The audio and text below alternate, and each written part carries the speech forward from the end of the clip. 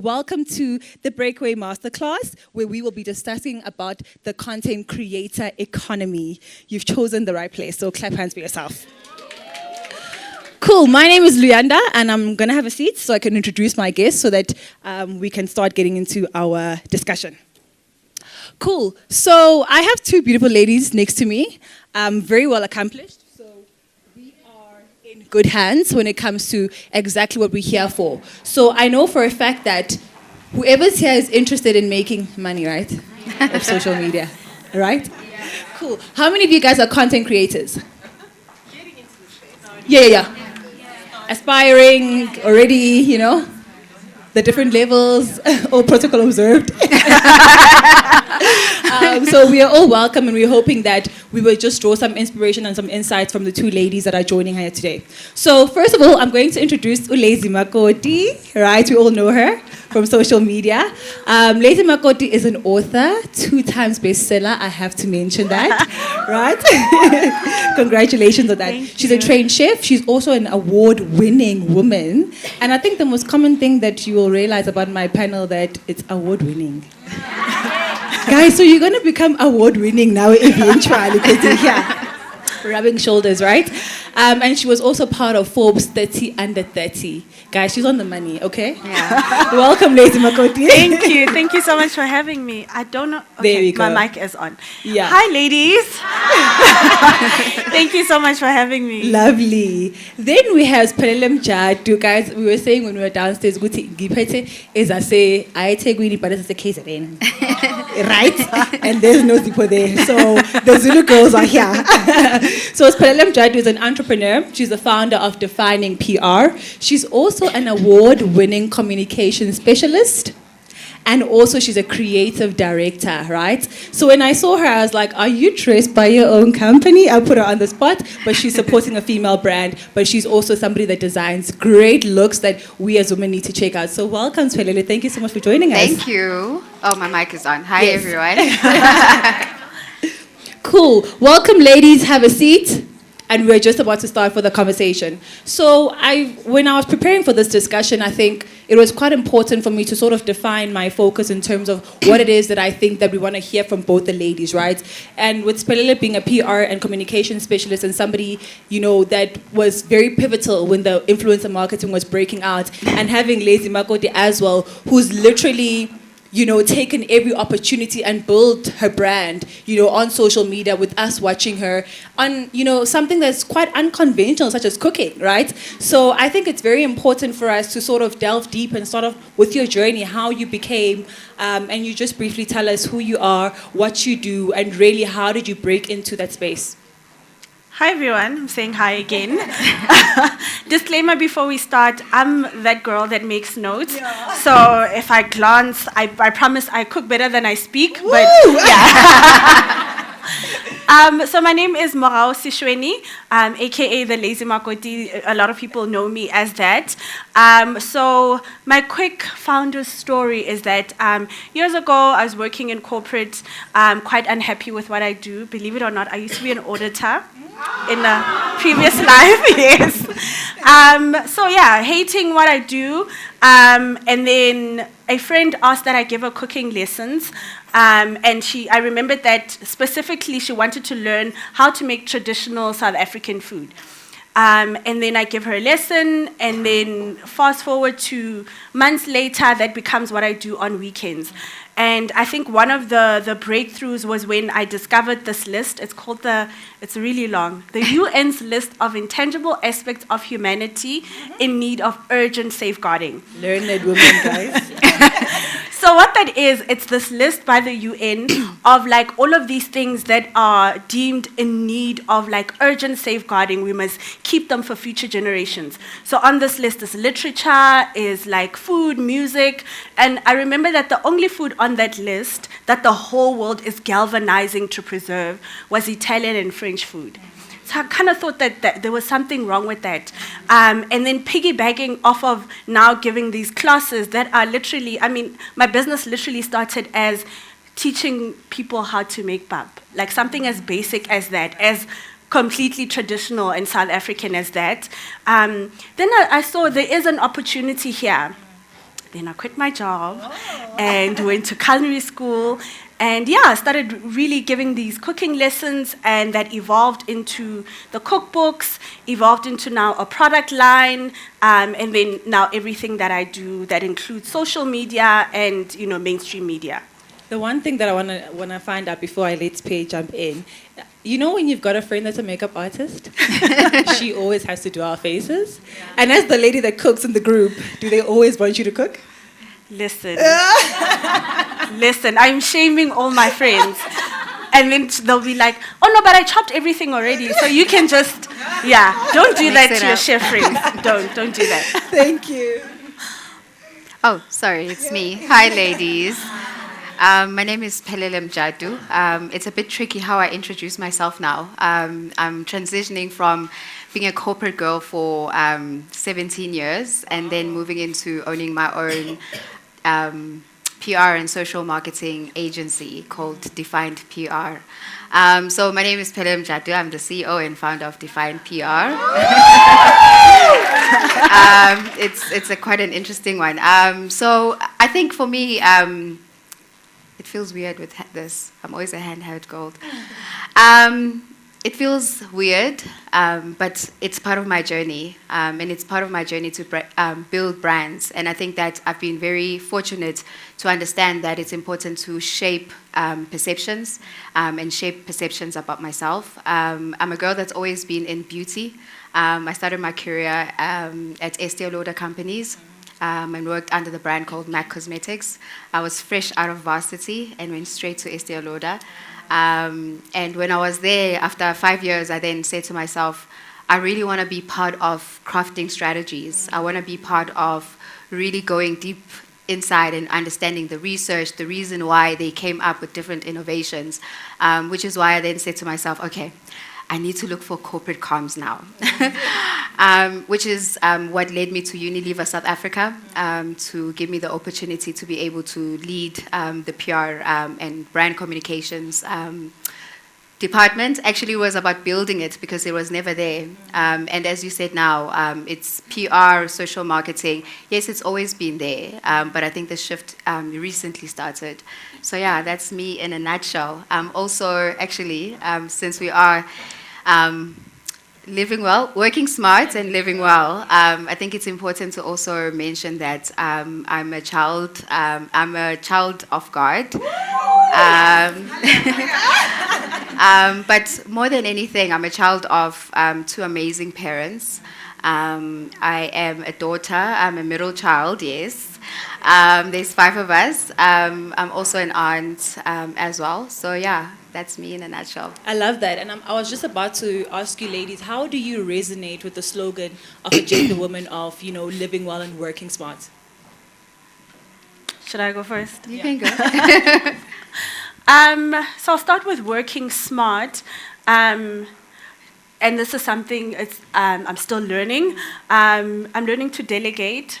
I'm learning to change my relationship with rest. I'm one of those people that struggle with that, the world is not going to fall apart should I rest. And accepting that as a big part of the creative process, right? When I have rested, I create better. So yeah, learning that. And that for me is a big part of working smart. Living well is pouring into myself first so that I can effectively serve others. What about you, Spe? I think for me, working smart, living well is an indication that they both coexist. Mm-hmm. And none is more important than the other. But for me, working smart is about understanding my strengths, what am I good at, and also understanding my weaknesses so that I can be able to delegate, as you've said now, to make sure that it's a holistic working relationship, I'd say, lack of a better word. But I think it's also about understanding your strengths, your efforts, making sure that you understand in terms of like time management. I've learned so much about time management for myself. So like working smart, I can understanding your strengths, you can be able to manage your time better. Yes, because there's some tasks that can take you longer. and there's some tasks that can take you shorter to actually finish them. So it's important for me to really understand where my strengths are, to be able to work smart, and to be able to also really understand time and manage my time.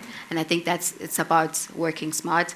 And then from a living well perspective, it's really holistic. I think it's more than just when you say living well, like, oh, I'm living well, but it's like being conscious in terms of like, am I physically well? Am I spiritually well? Am I nourishing my body well? Am I being conscious? Am I being like really happy with where I am?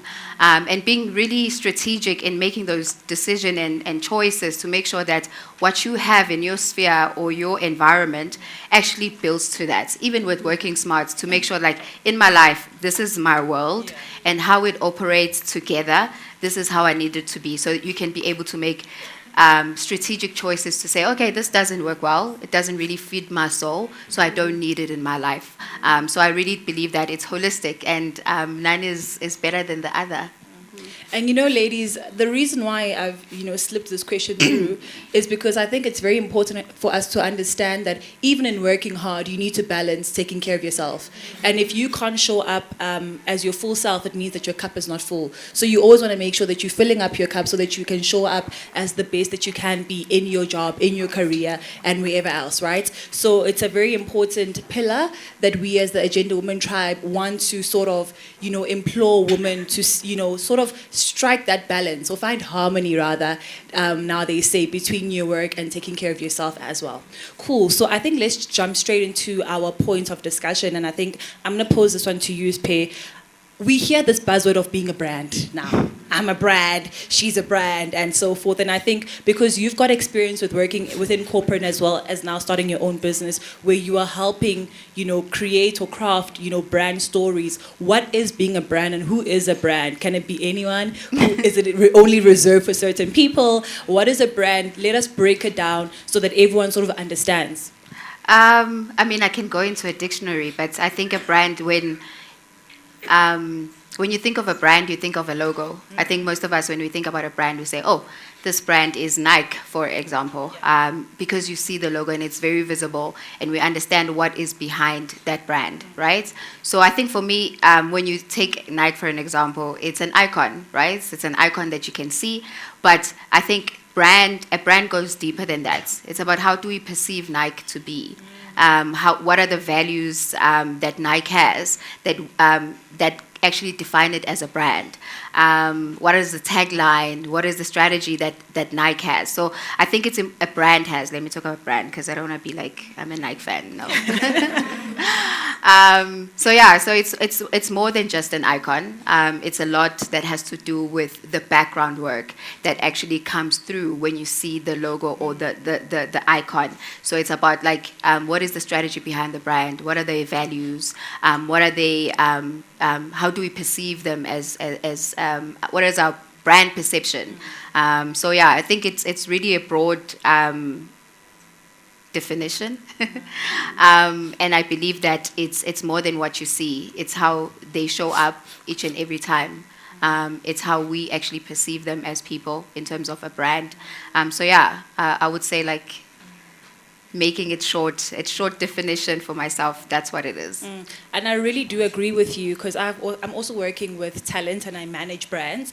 And a lot of people ask, what is the brand, Leander? Can I also be a brand? And I think it's not something that is reserved for certain people. You can treat yourself as a brand. Your business can become your brand and vice versa, right? And I think it's about, making sure that you present yourself in a, an identifiable way. Just like how when we see Just Do It, we know it's Nike, and when we see cooking, we'll think Lazy Makoti. Yes. That's her building a brand. So how do you want to be known or perceived? And that is your homework as an aspiring content creator or somebody that wants to build your brand. So when we think speaker, host, MC, facilitator, conversation, I think of Unozi, the conversation strategist, right? That's her brand and that's how she's built it. So as well, ask yourself, what do I want to be known for? How do I want to be remembered? How do I want to be perceived? And that is your brand. So however it is that people want to memorize you, I'm the HR enthusiast, I'm the corporate queen, that's a brand. right? And that's how you sort of instill, it's a way in which you can be identified. And I think for you, Lacey Makoti, I don't think when you started off, it was something that was, well spoken out and it was a thing to say, I'm building a brand. But how did you come about and, get to a point where you realize that, oh, snap, I'm actually a brand or I'm building a brand? I think maybe it wasn't consciously something I was thinking about, but I recognized early on the importance and really reaping the advantages of having built a brand so much earlier on. For me, a brand is a combination of all these things. So it's the name, it's the colors, it's like that consistency of messaging, but yeah, they all kind of work together in how the consumer then experiences you. And now that we're talking content creation, how people experience you. So something as simple as across the platforms having the same name. So I'm the Lazy Makoti on Facebook and on Twitter or X, on Instagram, whatever it's going to be called, on Instagram, on TikTok, it's the same name. Something really easy. So I'm easy to find, and you know exactly what to expect. And then something, I'm from the school of thought that believes in niche. I don't believe in, unfortunately, lifestyle influencing. I believe that you have to choose and stand for something. You can still do it. You can still be a lifestyle influencer.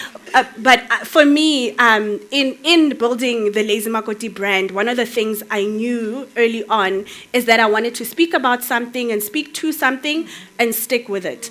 And I think a lot of my success has been because of that. If you think the Lazy Makoti, whether you are the consumer that's going to interact with me or one of the companies that's going to give me work, you know exactly what you're here for. You're talking kitchen or food or South Africa. So I say one of the 4 pillars I would say would be food and kitchen.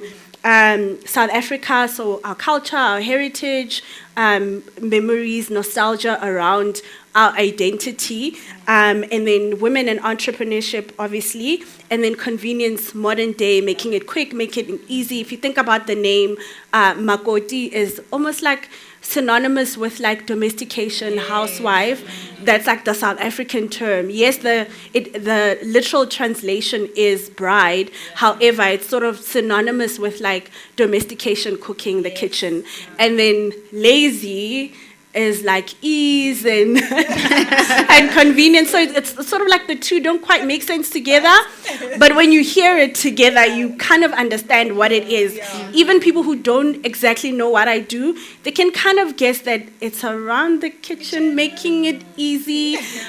So yeah, I'm your best friend in the kitchen. So I think I knew early on that a big part of brand building is being consistent and really telling the same story over and over again. Consistency over and over again. And I think about the important thing about consistency is that, guys, people don't remember things when they hear them once, right? Or see them once. And for you to buy something, apparently it says you have to see it 4 times or so. So your messaging has to be consistent. Whatever your brand is, consistent messaging is very important. And I love that you mentioned that you have pillars for yourself. So what are your pillars? What are your brand pillars, right? She's already mentioned that entrepreneurship and women, food, as well as everything that she's mentioned. But what are your pillars when it comes to, the brand that you're building, whether it be your business or personally? So have those pillars, because that'll sort of also give you an indication and guide at what exactly that you're building. Because sometimes the struggle is that because you don't have sort of a niche or a focus, it's kind of hard to sort of get to a point where you monetize because you're all over the place. So have that sort of focus and have pillars that will guide you to say, this is what I'm about and this is what I want to be known for. Yeah. Cool. So back to you, Claire. And I think the 2 most important things that I always say when building a brand, it's one, self-awareness as well as being authentic. Yeah. Right. Why is that important and what role does it play when it has to us, when it comes to us actually creating the content as well as just positioning ourselves as brand? So Mohau just touched on what you said as brand pillars in terms of what she stands for. And I think that self-awareness has to do with who you are.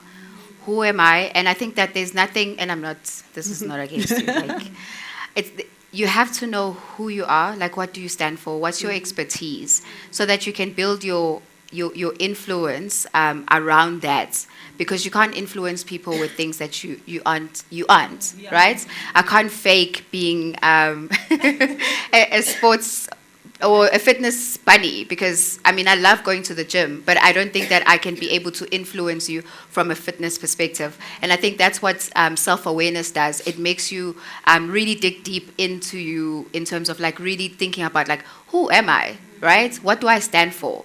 When people see me, who do they see me as? You know, we know that sometimes you can know everything about yourself, but it's also important, self-awareness, to actually ask other people what they think about you. I think downstairs, Sina was talking about like when she did the sampling and she gave it to her family and friends, and everybody was saying the positive thing, but she actually valued the negative one to really build who she is as a person. So I think self-awareness has to do with actually really understanding, digging deep in terms of like, who am I? What do I stand for? And then stick to that. I think there's room for everybody to be who you are. And I think that I do believe that everybody is an influencer, unfortunately.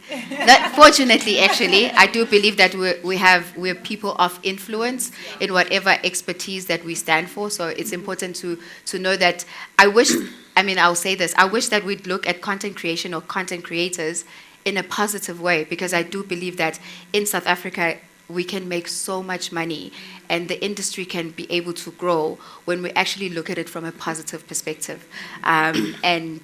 So self-awareness. What was the other one? Authenticity. And I think it goes hand in hand, because we spoke about like knowing who you are. When you know who you are, then you understand that I'm not going to speak about X because I'm Y.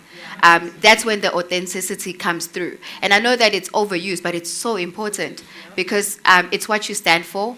It's your brand. It's your brand identity. It's your values. And that's important to make sure that that perception you do not shift, because when you shift it and you speak about things that you do not know or you don't stand for, you're not an expertise in, people can actually see right through that.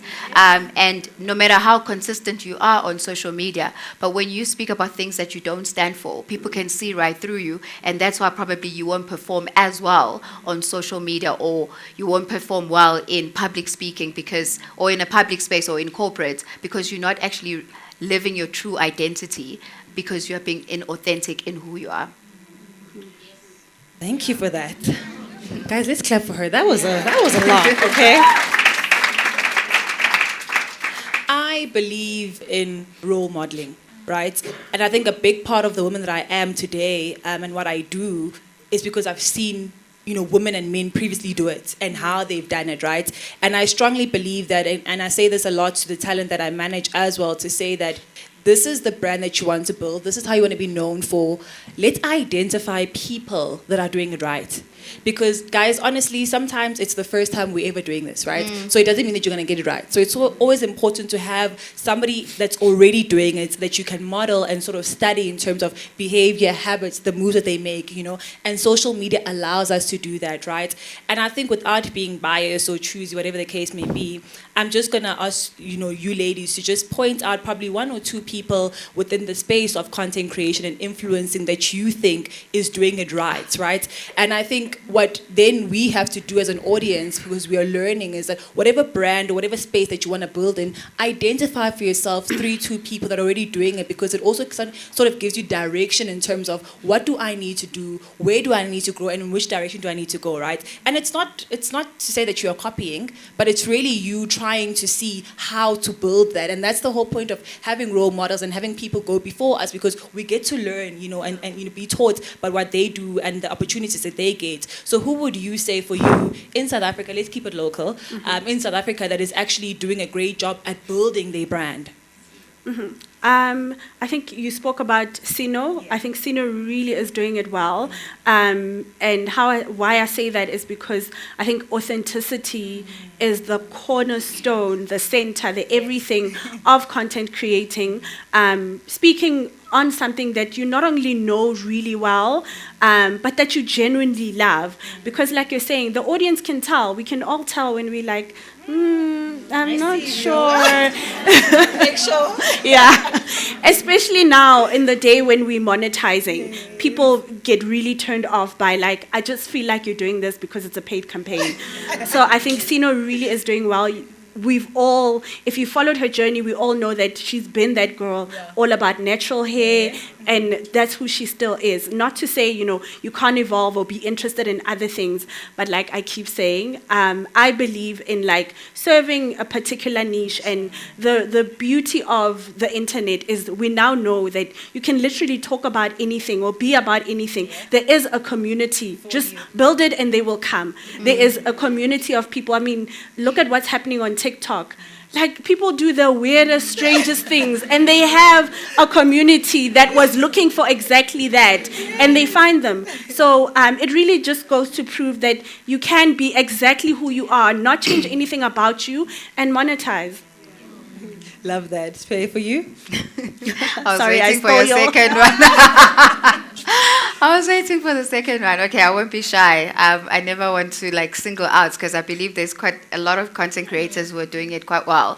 But I will speak from a space of women empowerment because we're in that era at the moment. So it's agenda women. I think gorgeous Mbali. And I'll tell you why from my perspective. I think she lives the brand, right?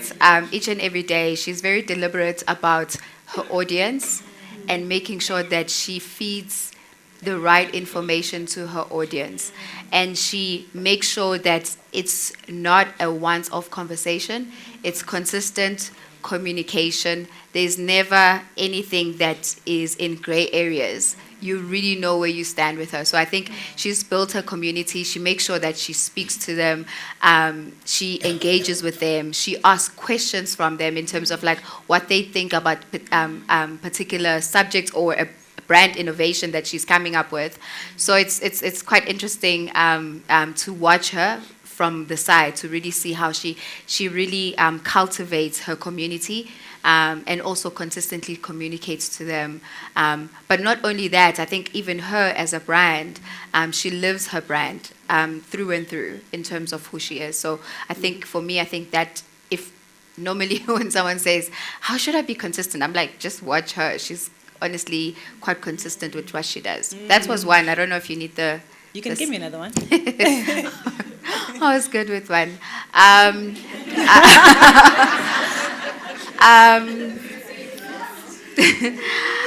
The one that I'm going to choose, I think for me is more kind of like we'll touch on that, but it's coming later. But it's more about like just the girl next door, right? And I think like in the world that we live in, we do need someone that really breaks the boundaries and really making sure that everybody's included in the world of influencing and creating content. And I don't know how to say her surname, but it's Lichelle. She's a Cape Town-based influencer. And she really stands for who she is. And she's very open about her not being perfect. Because I think that's what also when we look at influencing, we think it's has to be perfect. So why I believe she's like, she really embodies her brand is because she lives that. She shows her vulnerability. She shows you that it's a journey. And she's really open about who she is, about real beauty, about not being perfect, about making sure that everybody is included in the beauty conversation. So I think for me, those are the two that really stand out for me. She doesn't have a lot of following, but I think when you start following her, you really see that, oh my gosh, this girl truly lives her brand and is proud of her brand. And she's fine with it not being 100K. She's happy being like the bottom of the pyramid of influence, not like bottom of pyramid because it's bad, but bottom of the pyramid, and I'm using language that's in branding, but like she's happy with where she is. And another thing that you've mentioned that's so important is the numbers. Because guys, people will say, I'm not an influencer, I don't have 10K followers. Right? So your influence is not determined by the number of followers that you have, because that community grows because of what you do, right? So just because you don't have a large following now, it doesn't mean that you're not influential. because you build your audience and community over time. And I think that's one thing that stops a lot of people from living out and sharing contents that we should be, or we could be using and we find useful, is because you're scared that you don't have the numbers. The numbers will come when I just focus on getting the work done and putting out your work consistently. Cool, and that's how we tend to grow on social media. So let's speak about the money, because that's very important. You know, we are now living in a world where you cannot function with one stream of income, and this is an opportunity for you to monetize and have an additional stream of income, right? So, and the big thing and the biggest challenge, and I think I'll start with you, Lady Makoti, how did you draw up that rate card, girl? How do you know how to charge for your value? Because I think that's also a big question for people. How do you know what to charge, how to do it, and so forth? Because it's also a measure of your value. So, and some people struggle to measure the value that they produce. I think one of the biggest mistakes I made very early on is exactly that. So not knowing how much to charge, really making those mistakes. But the biggest thing that has helped me is the community of people that do exactly what I do. Guys, stop gatekeeping information. Ooh. Just stop it. This is how we all get exploited. This is how we all make these mistakes. When we could all just have a conversation. And this is something I do very regularly. Zanele and I, Shefinti and I, we all do exactly the same thing. Talking to maybe exactly the same market, targeting exactly the same clients, but every time we get a new client, I pick up the phone and call, what do you think? Something as easy as that. Of course, now I have a manager, so it's easier. Now he's the one that kind of handles management. handles those conversations. But I think there's so much to gain from just talking to each other. If there's someone that's doing exactly what you're doing, why are you guys not talking about how much you should be charging? That's crazy. It's crazy that we continue to do that. Spelele, how do we do it? You will have to give us more insight. Because not only were you in the business of drawing up the budgets, but you also know now how to sort of, charge. You know what you said now about earlier on in your career, in terms of probably undercharging.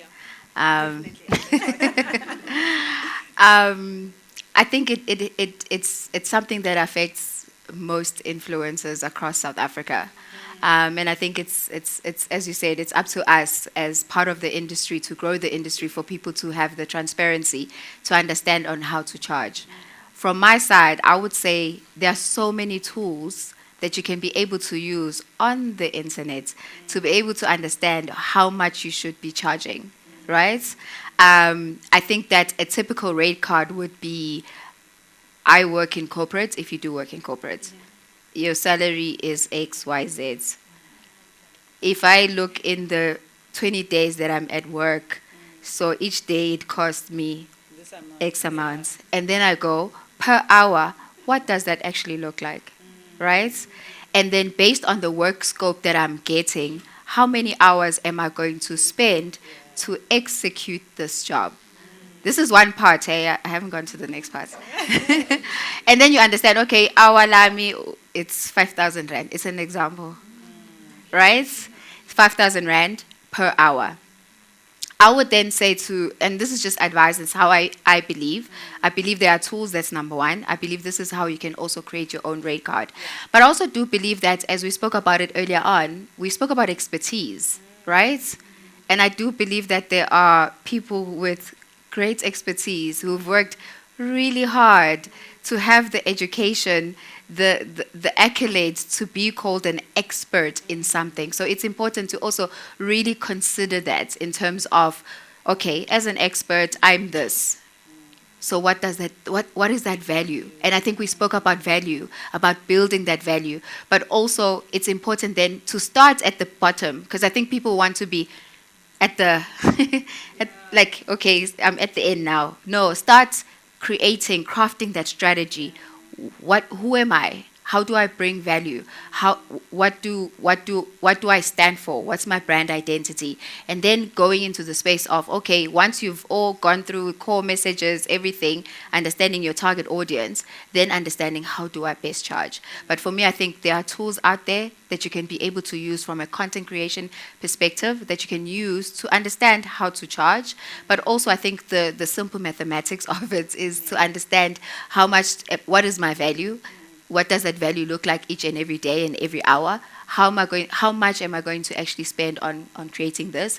But then also there's a ladder to that, or the bigger part is like, I'm an expert in communication, and I believe that I've spent X amount of years to make sure that I craft my brand, so my brand comes with a price as well. And another method that I know a lot of...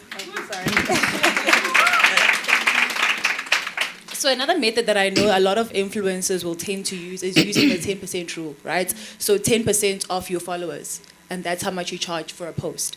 And obviously because, some people actually have insights where their stories will do way better than they post, right? They feed posts. So that means that you can charge your stories more.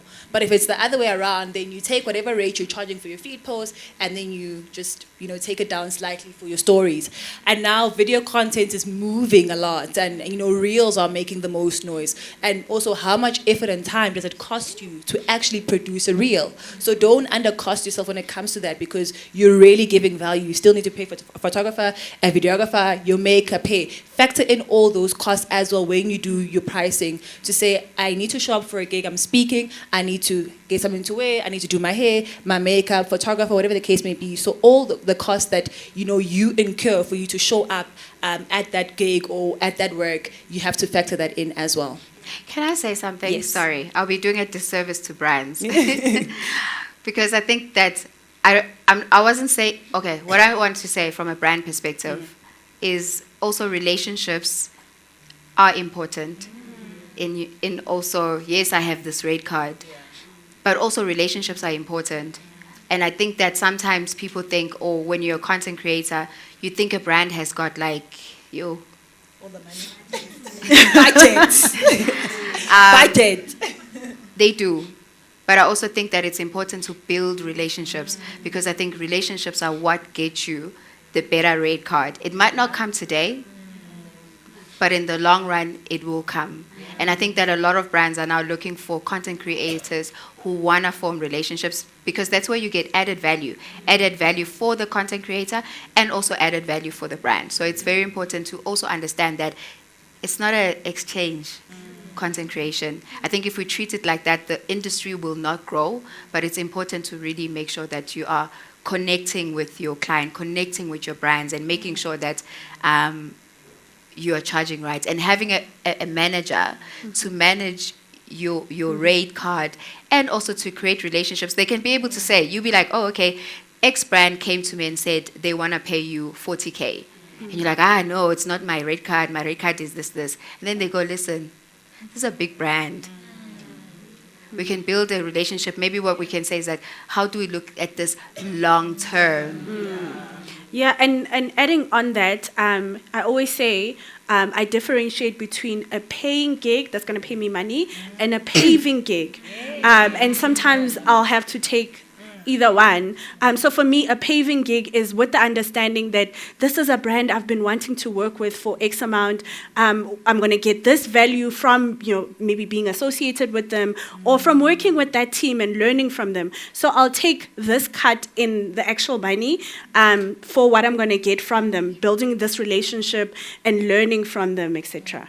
Love that, a paying versus a paving gig. Yeah, that's very important. And I wanted to find out, how did you then navigate, in the beginning, navigate between trade exchanges, knowing where to, sort of make them pay, but also, the paving you've just explained. But in the beginning, because, when you start out, especially for our lifestyle, beauty creators, it's always good to start with trade exchanges so that you can get your name out there, so brands can see the work that you do as well, evident on your page.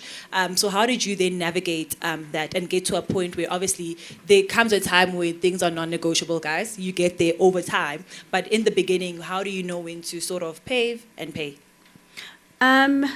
for me, it goes back to authenticity. So because I'm saying this one thing, I'm standing for this one thing, I already know the people that I want to work with. I'll give an example. I knew very early on that Amarula is one of the brands I want to work with. They speak to being South African, and of course they are in the food and kitchen entertainment world. And so with them, I'm maybe better willing to negotiate. So do the paving that I know I should in the beginning.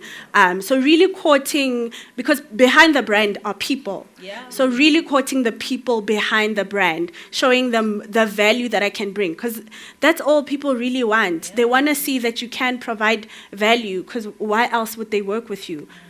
Yeah. Love that. Guys, do you have any questions? I know time is literally flying. Yes. So I'm just going to take questions from the audience, because I think also you came here with an objective and mission and something that you want to hear from. So let's take your questions. Okay, noted. 1, 2, 3. Let's start with those and then we'll do the second round. Ne? Lady in white, you can start. Yes, you can just stand up and see if you are audible. Or do you need mic? Hi everyone. Yes. Okay. I don't necessarily have a question to say, but I would just like to thank you ladies so much for the wonderful insights. I myself work in the brand space, and I just wanted to add on what you said regarding like the relationships that we build with influencers, and what's most important when it comes to... Oh, lovely. Thank you so Thank you. When it comes to charging brands, I just want to confirm that brands do have the money and they are willing to pay. Love it, Kesan. They do. And they are willing to pay. And there's a lot of things that we consider when we are partnering with people. We are willing to pay for people that are completely aligned with our brands. And there's other things that also take place in the background. We consider your clicks, the CPV, cost per view, cost per video, and stuff like that. And those are things that people take for granted. You could have 100 followers and your engagement rate is really low and your cost per click is very high, and someone has 4,000 followers and we are willing to pay them more because they give more to the brand. Just something that people don't really consider, and I thought it was important to take it up. Oh, thank you. That is very important. Thank you. And I think before we go on to our next question, ladies, anyone can take this. How do we grow that engagement? Like, what do we need to do in terms to make sure that our content is, reaching the right people, but also it gets to a point where we are able to place a monetary value to it? Anyone? Okay, I'll go. Engagement. Oh, that one. And your engagement should be 4%+. You see, we didn't Please. even know. Now we know 4% plus. For me, I think engagement is created by authenticity, right? It's the value that you've created, the community that you have as a content creator. People will engage with you more when you are true to yourself. And people will actually engage more if you actually engage with them. Yeah. Guys, don't ignore the so comments. that's important for people to engage more. And what she said now, it's also very true, is that your smaller influencers, they normally get more engagement. It's because they are the girl next door and she's willing to have the conversation. But as you get to be a mega content creator, it becomes very difficult for you to respond to people. So that also helps to actually get your engagement. So I think it's, are you providing value for your community? Are you engaging with your community? Are you being authentic to who you are? Because that's where you get the right engagement and it grows. So you need to be also consistent. Each and every day you are posting so that people are engaging. And you spoke about 10%. I mean, we know algorithm is not our friends. But I think that it's important for you to be able to be consistent, because that's where you reach more people. But also you can work with brands to... Sorry. You can also work with brands. I think that's where the relation comes. I mean, we can go for days, but like the conversation could be also like with the brand that you partner with is, I have 5K followers, right? And then they say to you, you've got good engagement and we want to work with you and we'll pay you X amount. And then the other X amount, we want to actually put paid behind the post that you actually do for the brand. What that will do is that it will help you to, one, gain more followers and gain more people to actually see your post. So it's not always like monetary, but it's also like the value that they can also bring for you to actually grow you as a content creator. Yeah. Yeah. For me is just going back, stripping it down to the basics. What is social media? And social media is just all about community. For me, that's how you grow your community, by actually investing in community and providing value. And it sounds like I'm saying people must do stuff for free, which I'm not saying. But I was able to grow by 200,000 plus followers just in lockdown. And if you remember what lockdown was like, all the vices were taken away. You couldn't go outside. You couldn't buy alcohol or cigarettes or anything that people love. What did they have left was just food. So we were going from this person who doesn't cook at all, having to cook every day because they can't buy takeouts.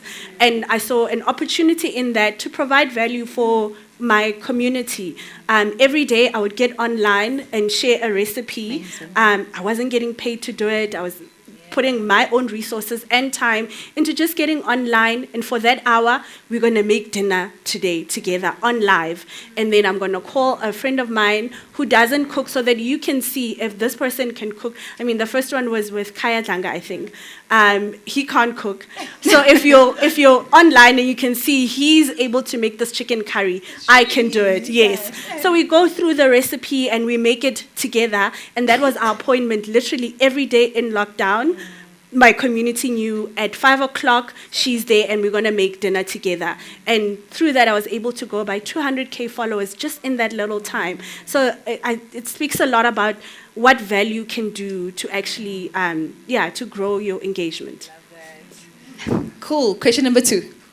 Dumelang. My name is Hope. I just want to ask, when you said find a niche, I'm really struggling with that because I'm a mom, I'm an entrepreneur, I'm a bookworm. Like, how do I try and at least maybe not just be boxed into a niche? I'm battling with the whole niche thing. Sure. Anyone can take it. For me, those sound like your brand pillars. Yeah. Everything that you just said, you're a mom, because nobody is just one thing. So you're a mom and you're a career girl, you're all those things. Those sound like your brand pillars. So there's your niche. And it's your niche. Yeah. Yeah. Just that, just you. And the reason for that, authenticity just makes it so much easier because you're not going out to research and whatever. It's stuff that you already asked and you're using products that you already use. Yeah. So it just makes it so much easier. Thank you. Number 3 was somewhere there. Was here. Oh, there. Hey, this side is going to kill me. Take that mic, that side. Go, walk. Hi, huge fan. I think I met you a couple of years ago. I'm not originally from here, a Bloom girl here. So anyway, okay, I'm a bit nervous. Let me move up. So, I'm a lawyer, transitioned to legal tech, so I have a very specific niche, law and technology. It's been a couple of years, the numbers are doing relatively decent. Now, Spare, from your convo around how to rate and so forth, I'm sort of trying to get there, but the problem is because it's so niche, it's not like for the general public. It's literally for tech enthusiasts, lawyers who want to transition career-wise, or also lawyers who want to understand technology. So when you're looking at something that niche, what would you recommend to someone like me? In terms of how you rate? How do I rate and how I position myself? Because right now, I actually built my own website, blah, blah, trying to monetize it, have ebooks that I created. The next level is trying to create courses on that so that people can pay for it. But I just want to know how to go about it in a way that actually gets people there. Okay. So I'll start with the how do you position yourself question. And I believe that, and probably I think that's the big challenge with a lot of expertise. and when you are really focused in on a specific subject. One of the things that I've learned is that you can space out in terms of how much you speak about your expertise, right? And maybe you can do like a split and say 60% on my not just social media, but I guess it's social media today. Social media, I speak about my expertise, what I stand for, what I do each and every day, and when I wake up. And then maybe you spend, don't quote me on the percentages, and then maybe you say 20% of it will be about things that I love, I have passion for, right? Because that humanizes you as a person. Because people are not going to connect with your expertise if I'm not that expert. Maybe when I'm looking for that, then I'll be connected to you. But then when you add a little bit of flavor to say, okay, 20% can be about things that I'm passionate about. Maybe it's reading a book. Maybe it's about going to watch a movie. Those things actually build value to your brand, right? And then 20%, the other 20% could be about lifestyle, family, things that you do each and every day. So for me, I think like it's important as experts, and you spoke about that, and in terms of like niches, I always believe that there's a room for it, right? It's how you actually position your brand to be able to connect with people, because what you want to do as a content creator is to connect with your community. And I think that you can be able to do that so that people can get to know who you are as a person. I think that's what we spoke to in the beginning, to say when you start defining your brand and your brand identity, is to think about the passions, the values, what do I stand for? Those are the things that help you to now go to the next step of like, I'm defining my strategy, I'm defining my core messages, so that the pillars that you can be able to place, so that when the subject areas, I normally call them, then you'd be able to say, I'm not just talking about law and tech, but I'm also talking about these passions that I love, could be travel. And then I'm also talking about this to just bring it all together. From a red card question perspective, I would say speak to people that actually do law. I think Aurelia was here. She said she's going to come back. So I think like reach out to people like that. And I think you spoke about it earlier on in tapping into other... what did you call it? I really love that word that you use, kitchen. What did I say?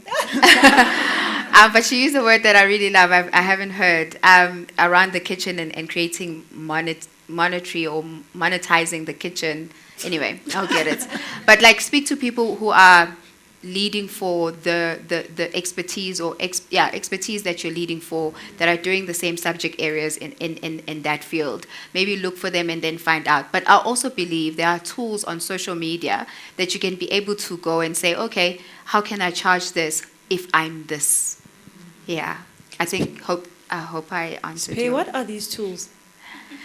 Just one tool, like because I think she's talking about apps and things that we can sort of plug in, and sometimes it's not even an app. I mean, there's a website that I normally go to. It's an influencer marketing hub.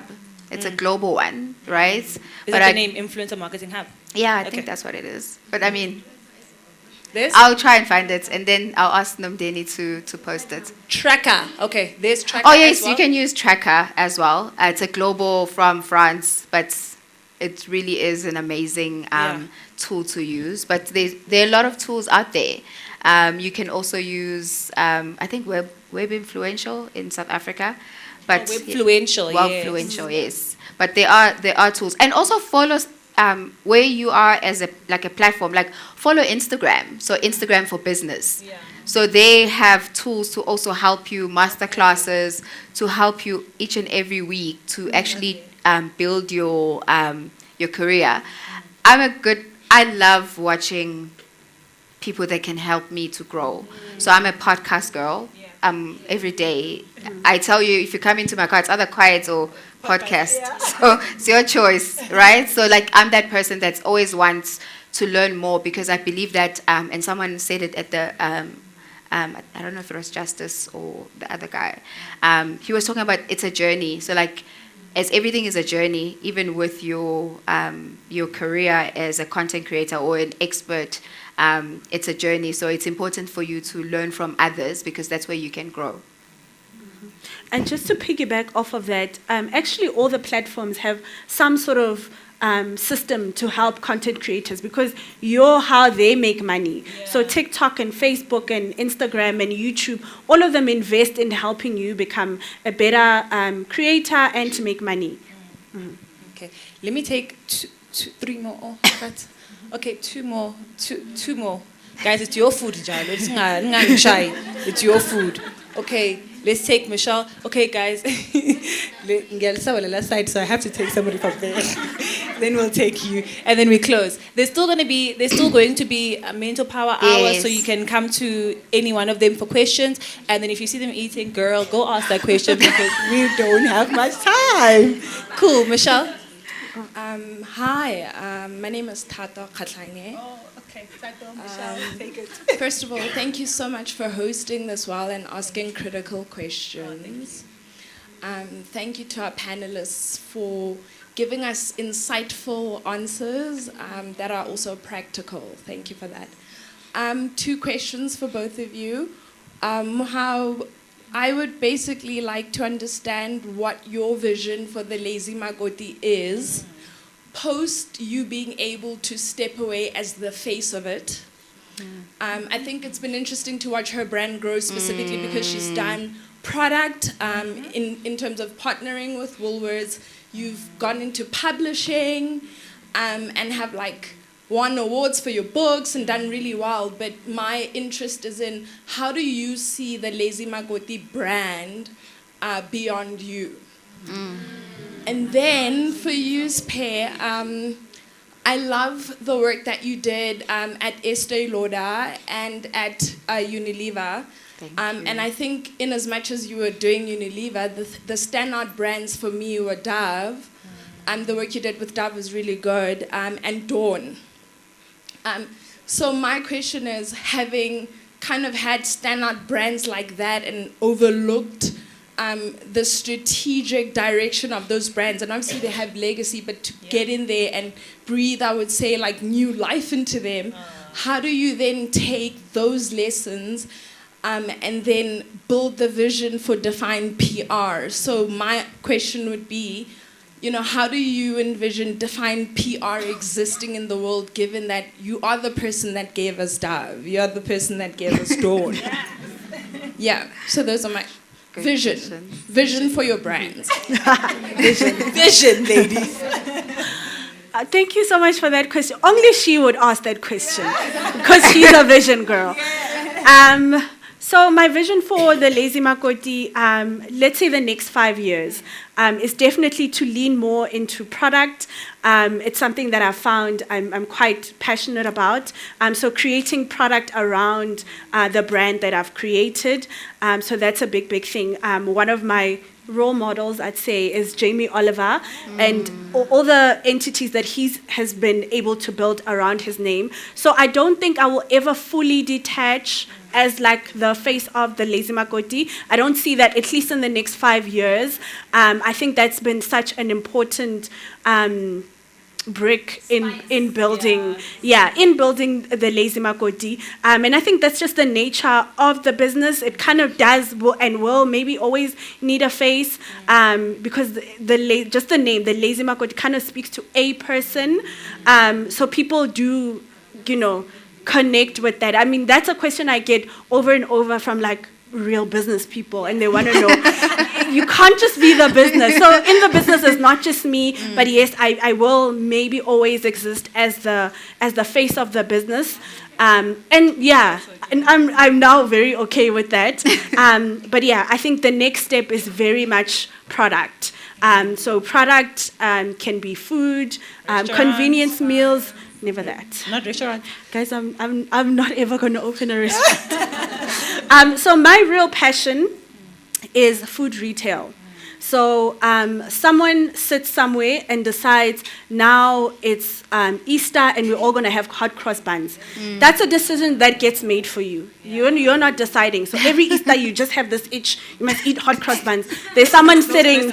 Yes. My choice, as I said. Yes, there's someone sitting and making that choice for you. So I'm very interested in who are the people behind making these decisions for South Africa, and why are they not making decisions that serve South Africans and South African farmers? Why are we not eating sorghum every day, Justin J? Because it grows so easily here, and there are farmers, particularly black farmers, that farm this product. So that's kind of what I'm interested in, because the stuff that ends up in the supermarket, in your shopping basket, that is how you eat, and that's where the money is. Lovely. Of course. Okay, vision. Ooh, thank you for your question. It's a very interesting and very thought-provoking question. I think one of the things that I do want to really take from the work that I've done over the years is around strategy, right? And I think that one of the things that the industry in brand communications, PR, social marketing, is that it just happens. It doesn't. So I think for me, it's to continue to live that legacy of building strategies. But I think it's also about amplifying brands beyond just influence. You know, it's about making sure that you build beyond just you being an influencer. So what's the more, right? And I think the other one is around transforming the industry. I believe that the bad connotation and the negative talk around influencer marketing, content creation in South Africa is actually doing this disservice to us. And yes, brands have money, but I think brands can have more money if we actually, as a community, build a solid community of influence. So I think for me, I think those are two big things that really strike. And thank you for asking that question, by the way. No, it's my pair of line is amplifying brands beyond influence. And I think you've actually just made me say, okay, homework time, to really define what that means. All right. So thank you. So yeah, that's the big vision for me. Okay, cool. Last one. Guys, do you see? They're leaving. Come, let's go. Thank you very much. My name is Mary Masamula. I'm from Swaziland. Oh, yeah. I'm with amazing. my friend here from Swaziland as well. Just a quick one to the Lazy Makoti. I follow her a lot. I was once in catering. I stopped because my friends used to, let me say, bully me into cooking for them and not paying. I just want to know, how do you even start by creating the content? Do I ask my friend to carry a camera when I'm cooking? Do I ask, where do you start? And then when does the money then start coming in? It may look funny, but I'm just trying to find, where do you actually start? Because I believe you started somewhere. You know, it could have been maybe your friend or your relative holding that phone for you as you cook. You know, and then how do you then perfect that? Thank you. That's a good question. You start today. We are so incredibly lucky. Now, where you needed like a videographer and an editor and everything is in your phone. Everything is in your phone. Forget about the big camera and the whatever. Everything's in your phone. You start today. When you're making something, you take a picture. It can be as bad a picture as ever. Then you post that. You don't wait for perfection. Perfection is going to find you on the way. And then they're all bad until they're not. Because as you keep going, you are just going to keep getting better, just off of the virtue that you're doing it so much. Then you'll keep getting better, and then you'll meet someone who's a videographer and they want to collaborate, and then you'll meet someone else who's an editor, and then you'll keep getting better. Your community, your engagement will keep growing, and the brands will come. But you start today. Do not wait for perfection. Please, today. Love it. Ladies, and that's exactly how we wrap up our masterclass. Thank you so much for your questions, your patience, and thank you to our panel. Thank you. You guys are great.